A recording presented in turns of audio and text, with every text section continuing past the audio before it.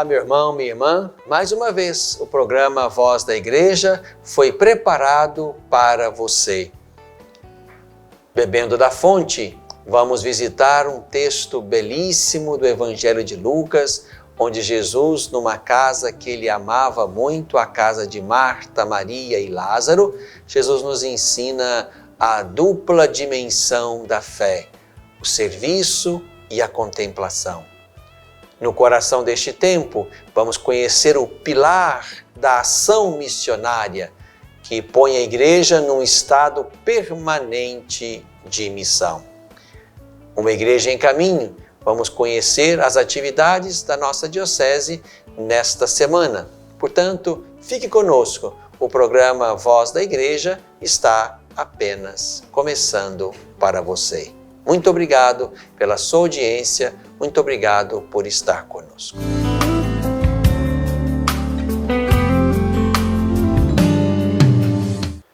Bebendo da fonte, meu irmão, minha irmã, vamos mais uma vez beber da fonte preciosa e bendita da palavra do Verbo de Deus, Jesus Cristo, que estando entre nós pronunciou palavras de Deus que iluminam e que são para nós caminho de vida e de salvação. Beber da fonte significa voltar-nos com reverência sobre a palavra de Deus para aprender sempre na escola de Jesus. Convido você a partilhar comigo, a beber comigo do texto de Lucas, capítulo 10, versículos 38 a 42. Enquanto estavam a caminho, Jesus entrou num povoado e uma mulher de nome Marta recebeu-o em sua casa. Ela tinha uma irmã, Maria, que sentada aos pés do Senhor, ouvia sua palavra.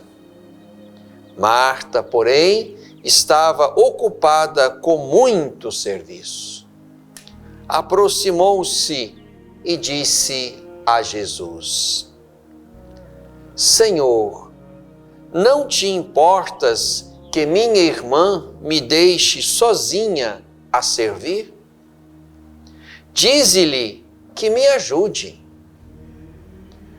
O Senhor, porém, respondeu a Marta: Marta, Marta, tu andas preocupada e agitada por muitas coisas. No entanto, uma só coisa é necessária. Maria escolheu a melhor parte, e esta não lhe será tirada. Meu irmão, minha irmã, estamos mais uma vez diante de um belo texto do terceiro evangelho. É um texto só de Lucas, colocado exatamente depois daquele belo texto do bom samaritano que nós já meditamos neste programa. E aqui, mais uma vez, na escola de Jesus, aprendemos exatamente o dinamismo da nossa fé, que nos põe diante de duas atividades essenciais, indispensáveis, distintas e que precisam ser medidas com justiça. Jesus ia muitas vezes, sempre que passava pela Judéia, ia muitas vezes à casa de Marta e Maria. Marta, Maria e Lázaro. No caminho de Jesus, esta família muitas vezes foi exatamente a família que o acolheu. Jesus tinha preferidos, prediletos, por que não? O que Jesus não tinha eram excluídos. E aqui já aprendemos uma bela lição do Senhor. O nosso coração humano certamente vai escolher este ou aquele, vai amar este mais do que aquele, Isto é do humano. O que não é propriamente do coração humano sintonizado com Deus é a capacidade de excluir, de selecionar alguns e deletar outros. Isto não deveria estar no nosso caminho de fé. Mas nos detenhamos então sobre este belo texto, esta visita. Poderíamos tratar como um tema que aparece rapidamente a nós, o tema da hospitalidade. Um tema caro ao nosso tempo, um tema caro ao Papa Francisco, já que estamos numa cultura onde vai crescendo cada vez mais o distanciamento, o anonimato, o fechamento. Nós somos chamados, claro, também pelo dinamismo aqui desta família acolhedora, a aprender a lição da hospitalidade, sabendo que receber alguém, hospedar alguém, é hospedar e receber o próprio Senhor. É Ele mesmo quem diz isto. Aqueles que receberem o menor dos irmãos, receberam a mim. Ou então, era forasteiro e me acolhestes em casa. Isto é um tema também caro ao Evangelho e também um tema caro ao Papa Francisco, que tem se debruçado muito sobre a questão dos migrantes e dos refugiados, convidando a comunidade humana a abrir-se hospitaleira a esse grande movimento migratório e de refugiados que nós percebemos neste tempo da história da humanidade. Mas podemos sim gastar um tempo sobre este item bonito do texto. Mas queria gastar tempo também sobre uma frase que está aqui, e que não é uma frase qualquer, e que aparece neste domingo, exatamente nele e só nele, na liturgia dominical da nossa igreja. É a frase que Jesus dirige a Marta depois que ela interroga Jesus acerca do comportamento da sua irmã Maria, que sentada ouvia Jesus, enquanto ela, Marta, se ocupava com muito serviço para acolher o peregrino que chegou. Interrogado então por Marta sobre o comportamento de Maria, que quer exatamente que Jesus também determine que ela vá ajudá-la nas tarefas, nas muitas tarefas daquele dia, Jesus responde para Marta e para nós: Marta, Marta, andas preocupada e agitada por muitas coisas. No entanto, uma só coisa é necessária. Maria escolheu a melhor parte e esta não lhe será tirada. Aqui estamos diante, irmãos e irmãs, de duas atividades importantes no nosso caminho de seguimento a Jesus.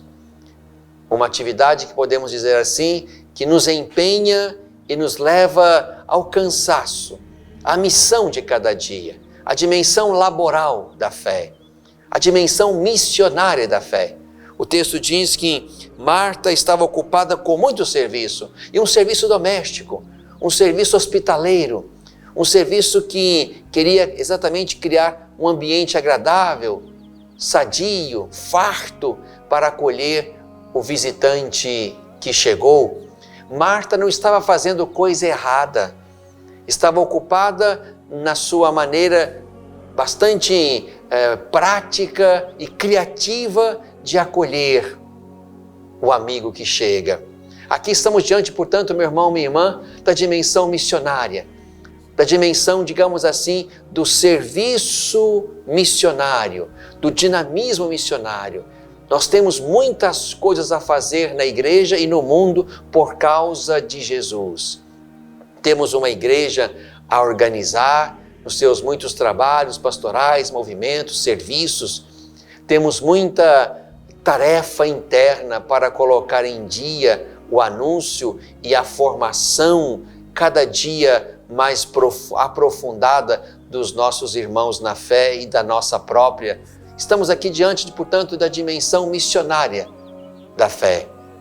Mas não podemos nos esquecer daquela dimensão bonita e podemos dizer mais importante que Maria soube expressar aqui e por isso foi elogiada por Jesus.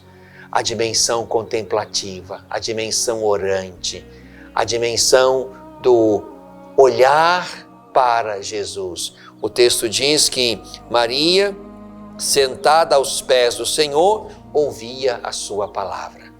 Aqui estamos diante, portanto, dessa dimensão bonita que não pode faltar, sem a qual a dimensão missionária, a dimensão laboral, a dimensão do serviço pode se tornar, sim, cansativa, enfadonha e nos levar ao desânimo e até mesmo ao abandono do serviço e da fé.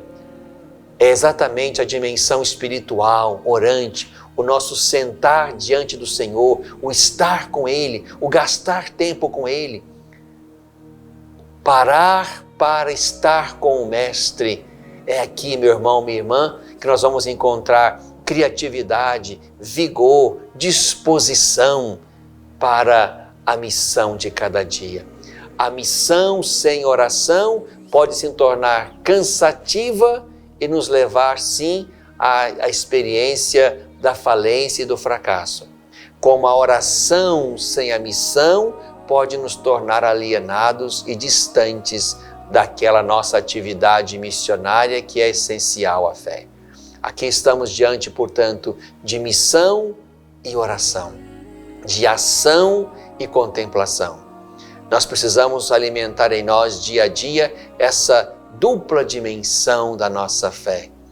Uma dimensão que representa bem Marta e nos ocupar com fadiga e até, por que não, com pressa da nossa missão, do nosso trabalho, da nossa presença missionária.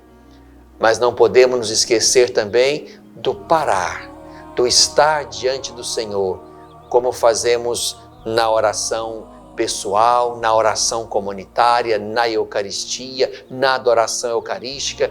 É aí, nesse parar diante do Senhor, que contemplando o rosto do Mestre, haveremos de nos empolgar de novo e recomeçar com novo ânimo para as fadigas e os cansaços da missão dentro e fora da igreja. Bebemos da fonte.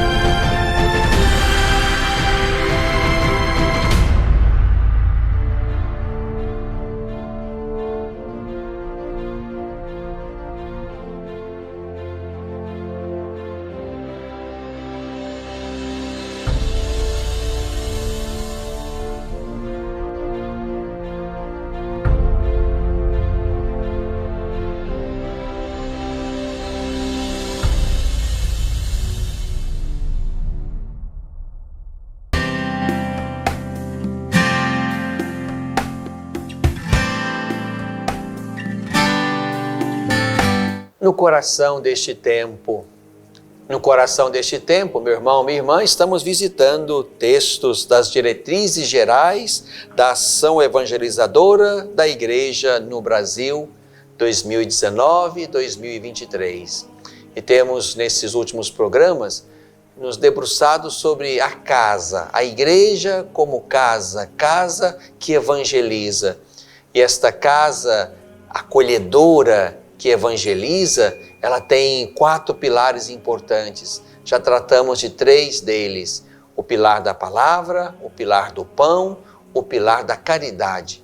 E nesse programa eu queria exatamente tratar com vocês do pilar da ação missionária, o pilar da missão. E aqui temos um belo pretexto que é exatamente o texto que ouvimos do Evangelho de Lucas. Nos encontramos com Marta, que ativa, empenhativa, quer se ocupar das tarefas para acolher o amigo Jesus que chega. E temos Maria, que se senta para ouvir, para fixar-se sobre o Mestre, para tê-lo só para si e aprender como discípula que tem sempre algo a aprender do Mestre. Mas aqui aprendemos, portanto, também que a nossa fé nos coloca na missão, na estrada, no caminho.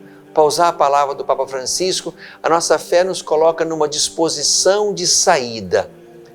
Somos uma igreja em saída, uma igreja que se alimenta de Cristo, da sua palavra e do seu pão, e por isso sai, vai, dedica-se ao caminho, ao mundo, à estrada, aos que estão aí, de um lado e outro do caminho, também eles desejosos de sentido, desejosos de algo que preencha o coração deles, e por isso anunciamos Jesus àqueles que encontramos pelo caminho.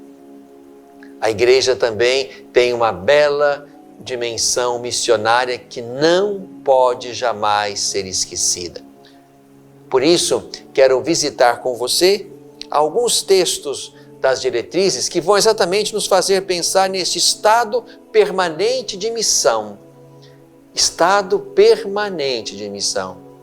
Nós nunca vamos sair deste lugar ou tê-lo feito a tal ponto que podemos nos dispensar disto e nos dedicar apenas, como Maria, à contemplação do Senhor. Aqui uma coisa está em função da outra. Contemplamos o Senhor, ouvimos a sua palavra, colocamos os nossos olhos nele para conseguirmos disposição e vontade para a missão. E trazemos da missão e colocamos diante do Senhor nossas labutas, nossas vitórias, nossos desafios. Por isso há uma relação fecunda entre missão e contemplação, entre ação e contemplação. E isso aprendemos de Marta e Maria. Mas lemos então aqui no número 114, do pilar da ação missionária. Um mundo cada vez mais urbano, embora possa assustar, é, na verdade, uma porta para o Evangelho. E as comunidades cristãs precisam ter um olhar propositivo sobre esta realidade, cientes de que Deus preparou uma cidade para eles, como lembra a carta aos Hebreus. Portanto, o mundo urbano no qual estamos inseridos, e um mundo urbano que carece de Deus, que tem sede de Deus, que busca o sentido para a vida e que deseja ardentemente encontrar aquele que seja um horizonte que atraia e que nos leve a uma felicidade verdadeiramente humana. E aqui estamos diante de Deus. Esse mundo urbano com as suas demandas, esse mundo para nós é lugar de missão, lugar de anúncio, uma porta para o Evangelho. De modo que aí nós sejamos capazes, sim, de, diante desta pluralidade e desta sede de sentido e de vida plena, apresentarmos Deus, apresentarmos Jesus Cristo, a sua verdade, o seu reino, a sua vida, o seu mistério, como aquele que completa e realiza os nossos desejos mais profundos do coração. A missão é intrínseca à fé cristã, pois, bonito esse texto, pois conhecer Jesus é o melhor presente que qualquer pessoa pode receber. Tê-lo encontrado foi o melhor que ocorreu em nossas vidas. E fazê-lo conhecido com nossa palavra e nossas obras é a nossa alegria. É um texto do documento de Aparecida.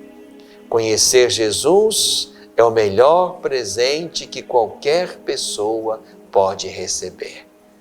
É este o presente que queremos, como igreja, como enviados, como apóstolos, como discípulos missionários, é este presente que queremos levar ao mundo urbano, a nossas cidades, as pessoas que no seu ritmo apressado, onde o ativismo vai nos tomando a todos e nos cansando dia após dia, é aí, a esses corações agitados, perturbados pelo tempo, na correria e no afã de fazer muitas coisas, a esses corações nós queremos levar o melhor presente que um coração pode receber, Jesus mesmo. Precisamos perceber que se alguma coisa nos deve santamente inquietar e preocupar a nossa consciência, é que haja tantos irmãos que vivem sem a força, a luz e a consolação da amizade com Jesus Cristo. Sem uma comunidade de fé que os acolha, sem um horizonte de sentido e de vida. Palavras do Papa Francisco. Por isso, meu irmão, minha irmã, é importante que nós também nos deixemos inquietar por este grande universo de pessoas que ou viveram uma experiência bastante superficial da fé e já abandonaram as experiências iniciais que receberam na infância ou na adolescência, ou porque se confrontaram com novos saberes ou novas mentalidades e ideologias, também foram rompendo com as verdades oriundas da fé, ou quem sabe até aqueles outros tantos a quem não chegou ainda o anúncio de Jesus e por isso ainda não se colocaram diante do Mestre como Maria, não se sentaram para ouvir o que Jesus tem a dizer a eles. O texto continua: a missão supõe um anúncio explícito da boa nova de Jesus Cristo. Não basta dizer alguma coisa difusa sobre Deus, sobre a religião. É preciso que, de fato, a nossa missão, o nosso anúncio, a nossa evangelização explicite Jesus Cristo. Precisa ser um anúncio, portanto, claro, explícito de Jesus Cristo, para que seja verdadeira evangelização. Não se trata apenas de ensinar valores, virtudes, etc. Coisas boas, sentimentos bons, mas a evangelização supõe o anúncio do nome de Jesus Cristo. E há aqui agora uma frase ou um pequeno texto do Papa Bento XVI que também deveria nos incomodar, ou pelo menos nos fazer pensar no modo como estamos lidando com as coisas da nossa fé, com as exigências da nossa fé. O texto diz: atualmente, o querigma, isto é, o anúncio explícito de Jesus Cristo, não pode ser dado como pressuposto. Isto é, O anúncio de Jesus, o conhecimento de Jesus, não pode ser tido como algo que nós já temos certeza absoluta que as pessoas já receberam, já conhecem e podemos, portanto, avançar para águas mais profundas ou para desdobramentos mais sérios deste dado inicial. Não. O querigma não pode ser dado como pressuposto, nem mesmo entre os membros da própria comunidade. Alguns não têm senão, na sua memória da fé, a catequese inicial recebida lá na infância, porque não houve mais nenhum processo catequético, evangelizador, que tenha de fato levado aquele coração humano a um conhecimento e a uma experiência mais profunda de Jesus Cristo. Sucede, não poucas vezes, diz o Papa Bento, que os cristãos sintam maior preocupação com as consequências sociais, culturais e políticas da fé do que com a própria fé, considerando esta como um pressuposto óbvio da sua vida diária. Ora, um tal pressuposto não só deixou de existir, mas frequentemente acaba até negado.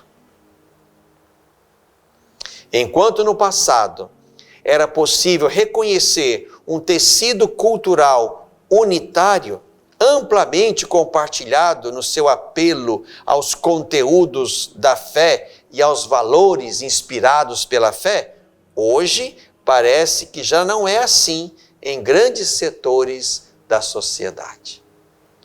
Olha, meu irmão, minha irmã, nós às vezes começamos a falar das exigências da fé sem mesmo ter plantado antes esta fé nos corações. Nós precisamos fazer por causa de Jesus, senão faremos por outro motivo. E aqui não se trata de ensinar humanismos, ou ensinar filantropias, ou ensinar um amor indefinido aos irmãos. Aqui se trata de fazer tudo isso por causa de Jesus. Por isso o dado primordial é o anúncio da fé, o anúncio de Jesus. E a partir daí, nós tirarmos as implicações diversas da nossa adesão a Jesus, no coração deste tempo.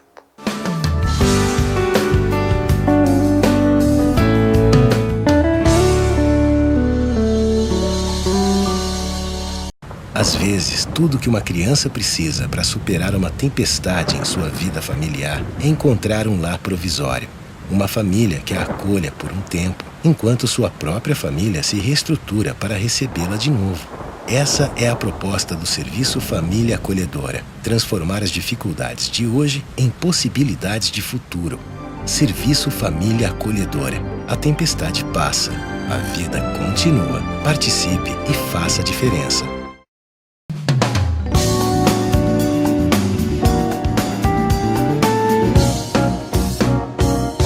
Uma igreja em caminho.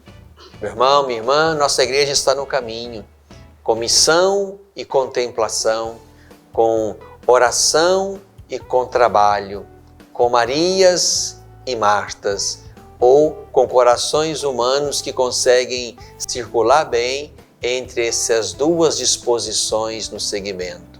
A disposição para a missão, para as muitas atividades, esse é o coração de Marta, e uma disposição para sentar e ouvir Jesus. Essa é a disposição de Maria. E queria então, neste último bloco, exatamente, primeiro, trazer como um belo fruto do nosso caminho aqui na Diocese de Divinópolis, não é? Os 20 anos da fazendinha de recuperação de irmãos que se deixaram levar pela droga, pelo álcool. Essa fazendinha está lá em Conceição do Pará, bem perto do nosso santuário diocesano, e essa fazendinha de recuperação está celebrando 20 anos de cuidado da vida. Cuidado da vida por causa de Jesus. Cuidado da vida, portanto, a fadiga de ajudar aqueles irmãos a saírem do lugar negativo, escuro no qual entraram, mas fazer isso não simplesmente por filantropia, por humanismo, mas fazer isso por causa de Jesus, que nós enxergamos neles. Por isso os amamos, os ajudamos e queremos tirá-los desse lugar de trevas para colocá-los no lugar da luz e no caminho da luz. Então, queremos celebrar com aquela comunidade, com aqueles irmãos internos, esses 20 anos de caminho, onde, sem dúvida alguma, alguns milhares de irmãos passaram e hoje estão bem e conseguiram reconstruir as suas vidas. Então, nesse domingo, dia 21, às 10 horas da manhã, vamos celebrar lá na Fazendinha, em Conceição do Pará, bem perto do nosso santuário, para celebrar aquela missão do cuidado da vida por causa de Jesus. Também no mês de julho, é muito comum que aconteçam, como vai acontecer lá na paróquia de São Francisco, em Pará de Minas, as semanas catequéticas. Então, o meu abraço, a minha gratidão aos muitos catequistas das várias etapas, desde a catequese infantil até a catequese de adultos, sobretudo nesse formato agora catecumenal, onde vamos fazendo um belo caminho aos poucos e como uma experiência mesmo mistagógica de introduzi-los aos poucos no mistério de Deus.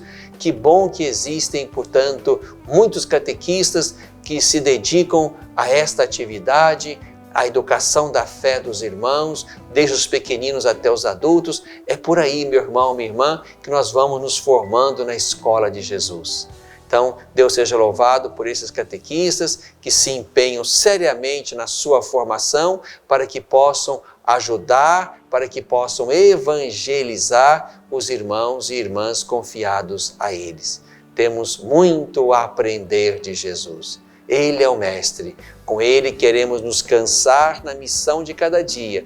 E também é diante dele que queremos parar, como Maria, para contemplá-lo e encontrar no seu rosto motivos para recomeçar sempre de novo, levando adiante o nome, o reino, o mistério de Jesus de Nazaré. Que os catequistas sejam abençoados nessas semanas de formação para o ministério catequético. Uma igreja em caminho.